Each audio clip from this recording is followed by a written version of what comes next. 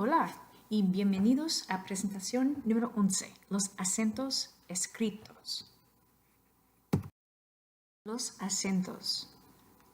Los acentos. I know a lot of you have a love-hate relationship when it comes to written accent marks. Some of you were never taught those as you were learning Spanish. Some of you were, but maybe weren't quite clear on the rules. And even native speakers many times are not informed on exactly what the rules are for where accent marks go. So what I'd like to do with this presentation is to demystify a little bit the rules that go with accent marks. And what I hope you understand by the end of this is that the accent marks are really there to help us with correct pronunciation. And it's not quite as complicated as it might seem sometimes. So let's talk about las reglas básicas. Las reglas básicas. Regla número 1. Si la palabra termina en N, S o vocal A, E, I, O, U, el estrés de la voz cae en la penúltima sílaba.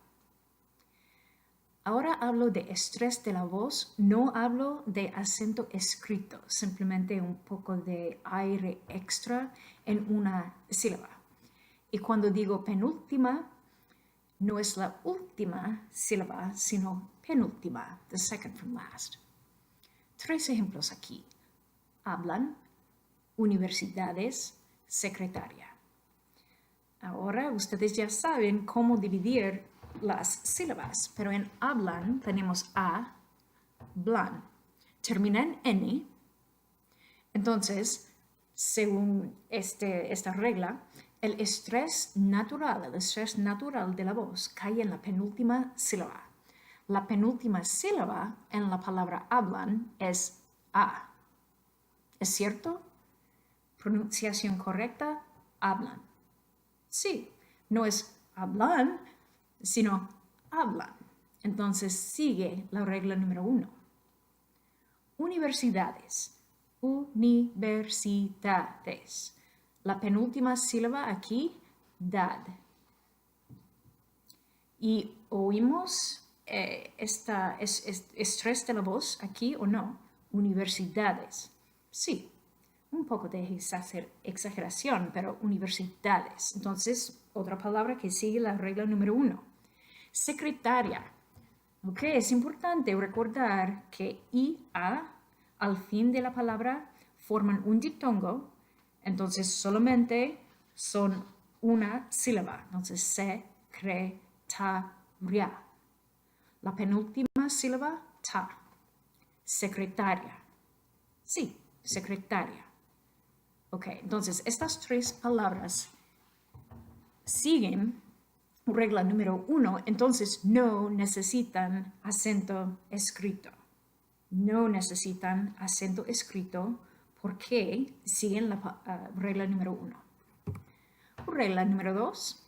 Si la palabra termina en otra consonante, no N, S, pero otra consonante, el estrés natural de la voz cae en la última sílaba, la sílaba final. Ok, general. Termina en L, no es N, no es S, entonces no pertenece a la primera regla, sino la segunda. Universidad termina en T, otra consonante. Y timidez. En la mayoría de la clase hablamos de sonido y no hablamos de letras del alfabeto, pero aquí sí hablamos de letras del alfabeto. Entonces, timidez termina en Z, no en S. Según esta regla, estas 3 palabras tienen estrés natural de la voz más fuerte en la última sílaba. ¿Es cierto? Pues, general, sí. Universidad, sí. Timidez, sí. Entonces, estas 3 palabras no necesitan acento escrito porque pertenecen o siguen la regla número 2. Ok, aquí, here's the rub.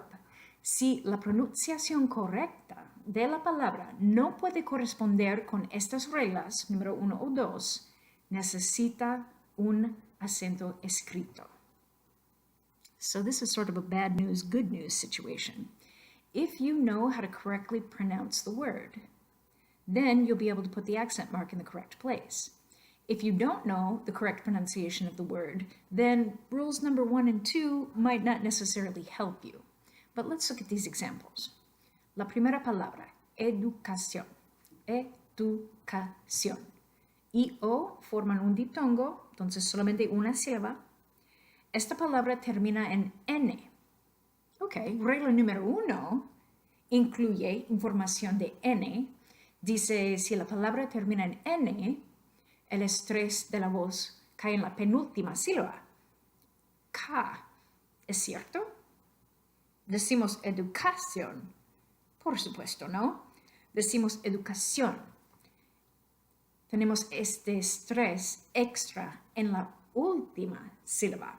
Entonces, educación es una palabra que no sigue la regla número 1. Por eso necesitamos un acento escrito. Sometimes students wonder if it should go over the I or the O.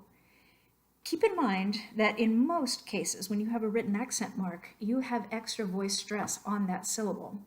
So if you were to forget and put the accent over the I in this particular word, educación, how would that sound?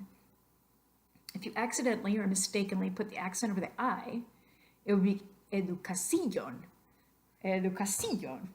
Y es ridículo. Queremos decir educación, educación. Entonces el acento escrito sobre O. Okay, biológica. Biológica, biológica.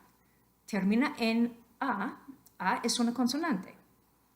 Entonces, regla número 1 dice si la palabra termina en N, S o vocal, el estrés natural de la voz cae en la penúltima sílaba. Biológica. ¿Correcto o no? Biológica, biológica. Absolutamente no. Queremos decir biológica, biológica.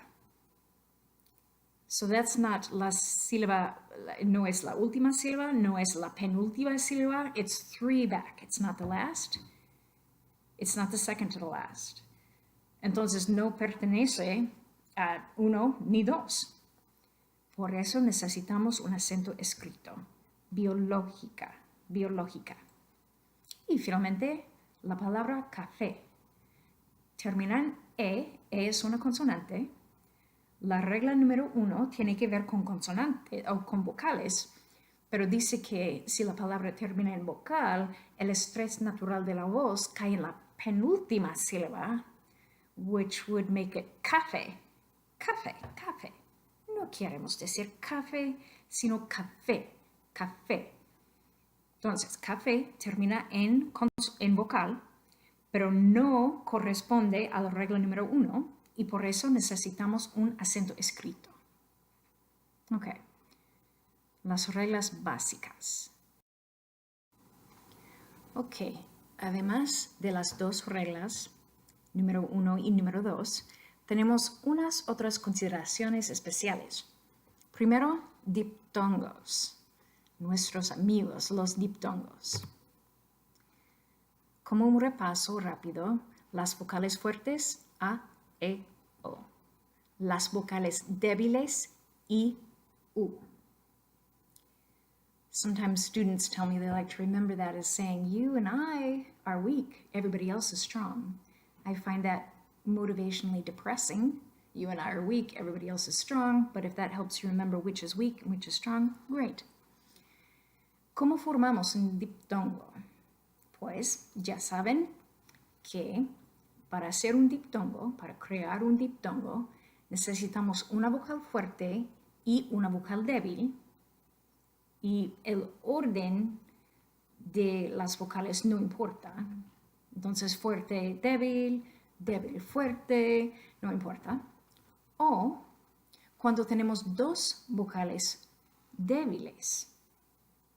Débil y débil. Entonces, I, U, O, U, I. Cuando tenemos estas situaciones, normalmente tenemos un diptongo. Pero hay palabras que no siguen esta regla. Entonces, tienen diptongos potenciales, pero no queremos hacer un diptongo aquí.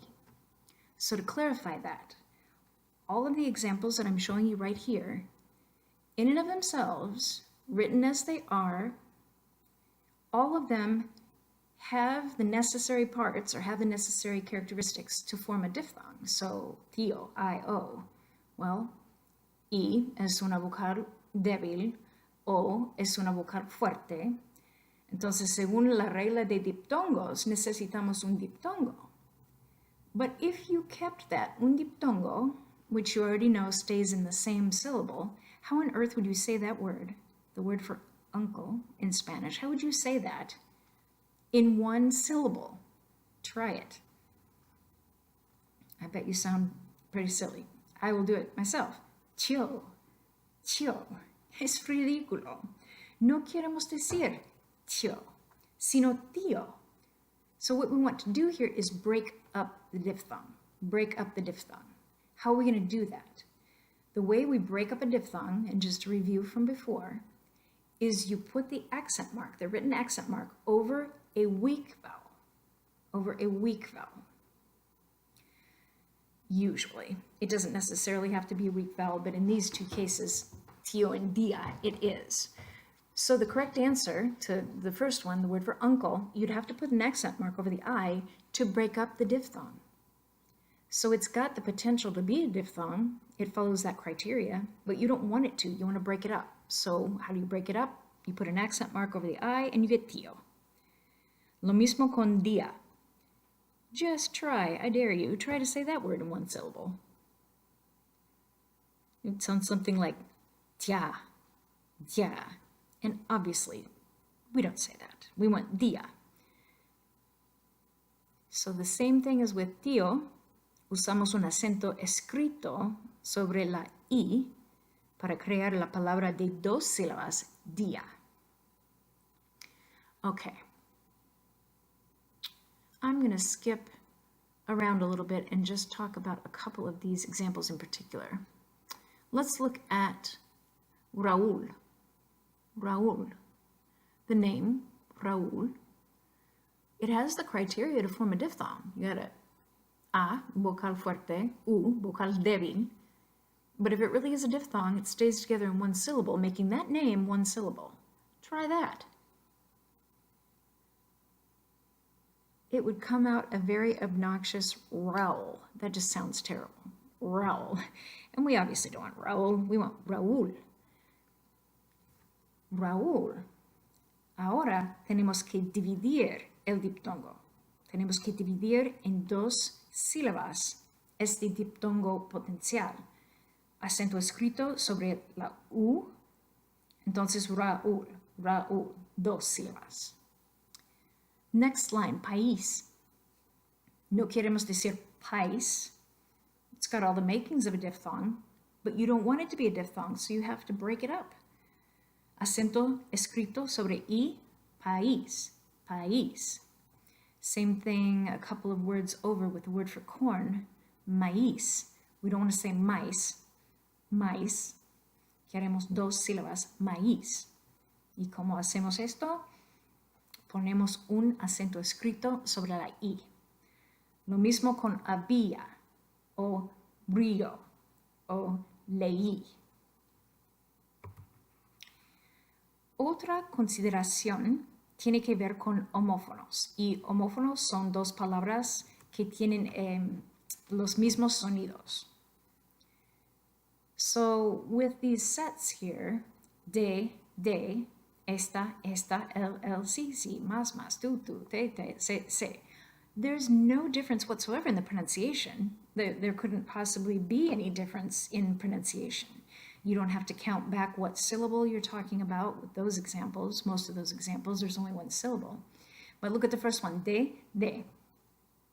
Absolutely no difference in pronunciation. So the accent mark over the second, de, is not there to help you pronounce the word correctly.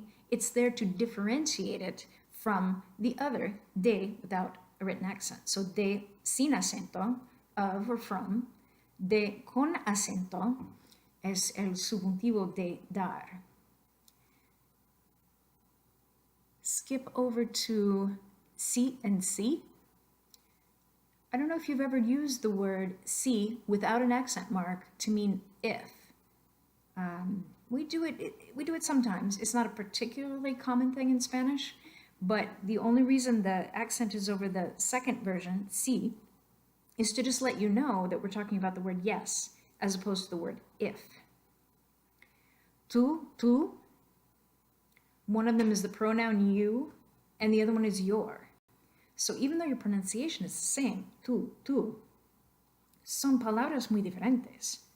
Tú, algo posesivo, como tu libro, tu casa, o tú con acento, yo, tú, él, ella, etc. The other thing to think about, la consideración final aquí, es cuando tenemos palabras de interrogación. So interrogative questions, question words, the who, what, where, when, why. So qué, quién, cómo, dónde, a dónde, cuándo. These do not always get accent marks. They only get accent marks when they're being used as a question. And this is something that confused me quite a bit when I was studying this in grad school. We'll get to some examples where I can explain that a little bit better. But all I need to say right now is that those words on the last line, palabras de interrogación, if they're used as a question word, they do have an accent mark. It doesn't change the pronunciation. It just is a signal to you that this word is either being used as a question, in which case it would have an accent written there, or whether it's not being used as a question and therefore would not have a written accent. Bien. Aquí vamos a practicar, vamos a aplicar las reglas de acentuación.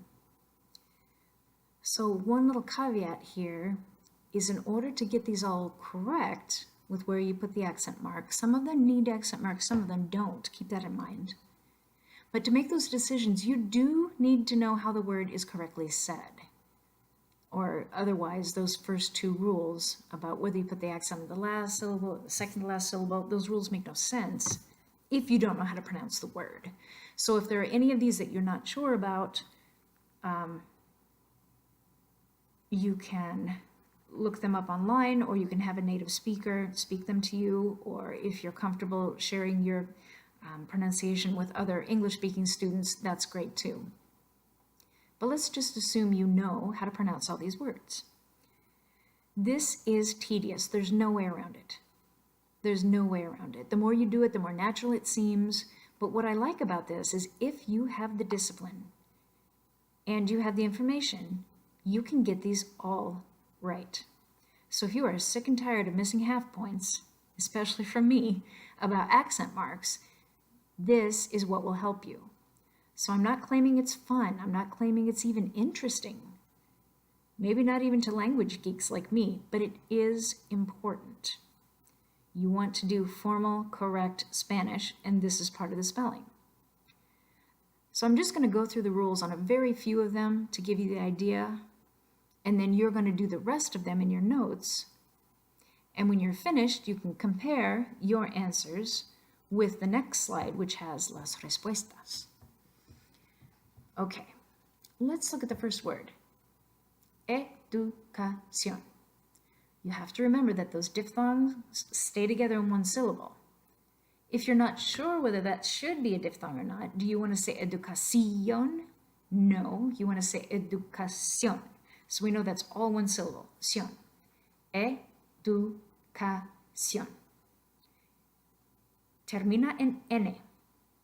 La palabra educación termina en N. ¿Corresponde a regla número 1 o 2? 1.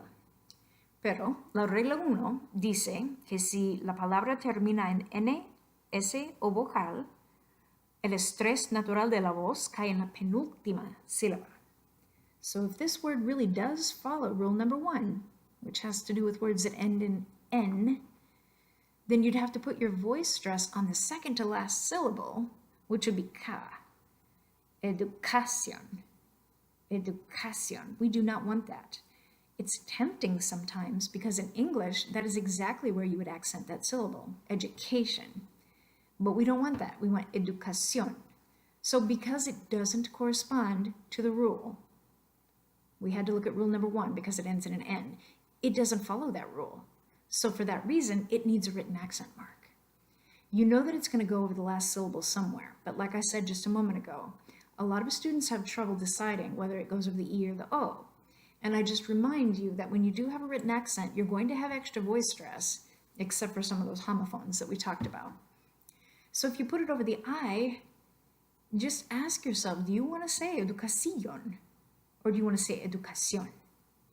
And I know you all want to say educación, so the accent mark goes over the O.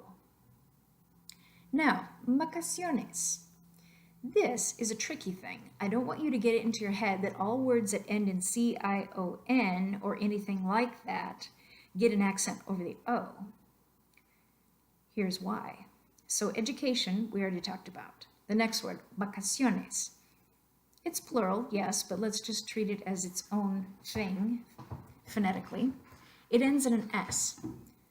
So this word should correspond to rule number 1. Si la palabra termina en N, S o vocal, estrés de la voz natural cae en la penúltima sílaba. So if it's really going to fit rule number 1, your voice stress should go onto the second last syllable. So we've got vacaciones. Vacaciones. Where do you hear that extra oomph, that extra emphasis? Vacaciones. You hear it on the second to last syllable. Entonces, sigue la regla número 1. No necesita un acento escrito. So, educación and vacaciones. You're both referring to rule 1, education ending in an N, vacaciones ending in an S, but educación doesn't follow that rule, so it needs a written accent mark. But vacaciones follows that rule and doesn't need a written accent. Let's do the next one over, and then I will set you free. All right, we've got fanatico. Do you want to put your voice stress on the last syllable? Fanatico? No. What about the second to last? Fanatico? Definitivamente no. What about the first one? Fanatico. I can hardly even say that. Fanatico. No. Obviously, we want fanatico. Fanatico. So over that A is where we're getting our voice stress. But is that the last syllable? Clearly not. Is it the second to the last syllable? Also no. It's the third syllable back, and we don't have any rule that goes with that. Rule number 1 goes with second to the last, rule number 2 goes with last. Nothing deals with 3 syllables back. For that reason, all words that have their voice stress on the third to the last syllable will need an accent mark. So you would need an accent mark over the second A. Fanatico. Fanatico. All right, I will leave you to work on your own with this. I just implore you to be as disciplined as possible in trying to do this without looking first. Some of these words you just learned correctly, you learned the accent marks along with the spelling, great. But some others is going to take a little bit more work on the non-native speakers part. So using those rules, using what you know about how to pronounce these words, go for it. See which ones need accent marks, which ones don't, and then you can compare your answers to the next slide. So by the time you listen to this slide, you will have already put in your accent marks on the words from the previous slide, and you can check your answers against las respuestas aquí. All right, even more practice, even more discipline. But I maintain that if you put the time and concentration and effort into figuring out where accent marks go, you will be a better Spanish speaker for it. And you will definitely be a better Spanish writer for it. So we have a little story here in 2 slides. Y tiene que ver con un dinosaurio. So we have here a little dinosaurio. There are 2 pages to this story. So when you see it in your notes,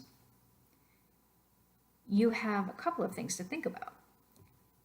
Most of the time, the accents are missing, so you need to add an accent to a word. In a few cases, however, there's an accent mark in the word that shouldn't be there. So you need to decide both of those things. Add ones that need to be added, take away ones that are incorrect. This is just the second page of that. Y las respuestas. Página 1 y página 2. Y es el fin de la presentación sobre los acentos escritos.